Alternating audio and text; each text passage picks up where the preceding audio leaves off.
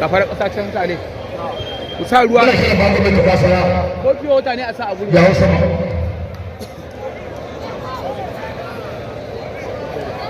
mala to ya za a yi jama'a masu kallon mu kai tsaye kuna ta da koyoyin makan mu to jama'a matsa kusa kai mutanen da suke ƙasa da wanda suke ƙasashen waje da masoyan damba a Najeriya ga baki ɗaya muna muku gaisuwa irin ta addinin musulunci sannan muna godiya na farko abinda za mu ce abinda ya faru a jihar Kano shekaran jiya abu ne wanda babu daɗi amma duk mai nazari mai tunani mai lissafi ya san da cewa wannan abin ba wai kan alasan kaɗai ya shafa ba ya shafi jihar Kano gabaki ɗaya kuma ya shafi gidan damben jihar Kano na farko mun yi final mutane suka shiga gidan nan wani ma ya ɗauka ba za a fita lafiya ba sai tsananin mutane to kaga fa mu ba komai bane ba dole ne Allah ya jarrabe mu da abubuwa daban-daban amma idan mun yi hankali mun yi tunani mutane akwai waɗanda su ba sa ƙaunin damben jihar Kano akwai masu wurke-wurke da su wadda gidan damben jihar Kano kuma Allah ne tsaro ne to da haka wannan abu da ya faru ba wai tana nasa kaɗai bane ya taɓa damben gidan jihar Kano ne saboda wancan karin da aka yi ba abin da ya shafa ya shafi damben gidan jihar Kano wannan abin ya yi ta yawo a duniya maimakon alheri ya yawo a duniya sai ya zama da cewa sharri ne yake ta yawo a duniya na farko wannan abin da ya same shi cewa tun da aka kai shi da kansa bai ci karfi a rayuwarsa ba na farko aka ce ya ci 1 miliyan aka ce za a yi masa ajo ranar lahadi aka ce kuma wani da gidan soja shi ma zai masa ajo wanda ta samu alheri kaga ya zo ya aikata wannan abu to wannan abu da ka cewa kun san da cewa sai dai inna lillahi wa inna ilaihi raji'un kuma duk mutum mai rayuwa ba wanda Allah ba zai shirye shi da wasu abubuwa ba ko ba yake wani da kan mashi ne sun wani da kan mashi ne sun wani to shi ne sifarsa a wannan wurin take sai dai mai masa addu'a Allah ka yaye masa don kuma mutane da suke koje shugabanni na dambe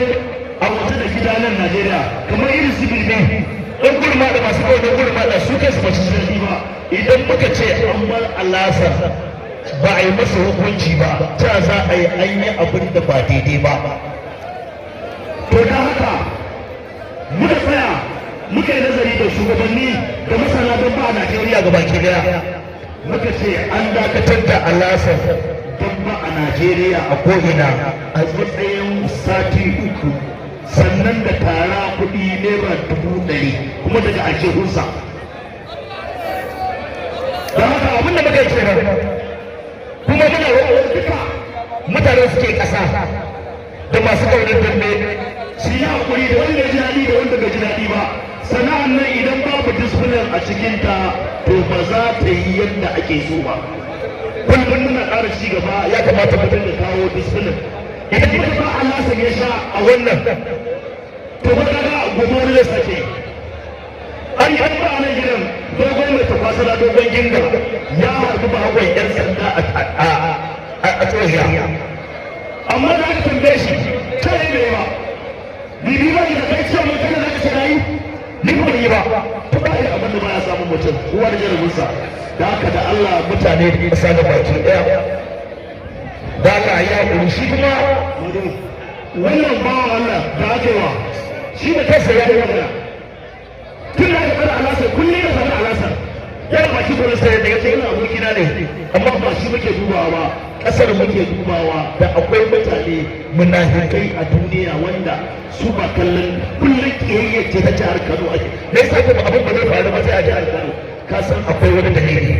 da haka muna roƙo da Allah kowa na ƙasa da masu ƙauna alasar da masa ƙauna alasar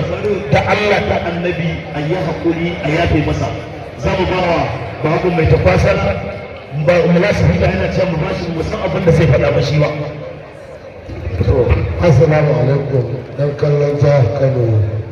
kudu gurba a Jamus. Wannan abin da ya riga ya faru sai a ce kaddara ce ko to ubangiji Allah ya sa da shi ya zama alheri. Alasar na haihuwa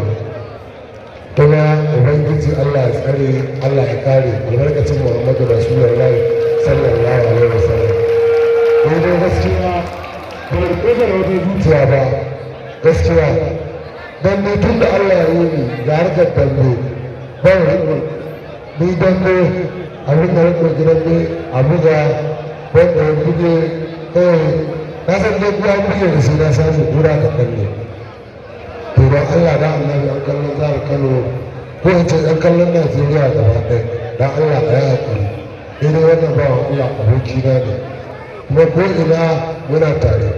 in ma mun wannan wanka ta can gaba muna tare to ni na yi don Allah na annabi kuma a yi haƙuri don Allah ƙarshen magana ta ke Allah ya sa mu sai zama a gani To za mu ba wa alasar dama shi ma ya yi magana. da assalamu alaikum wa rahmatullahi wa barakatuh iya gidan kudu da arewa da gurmana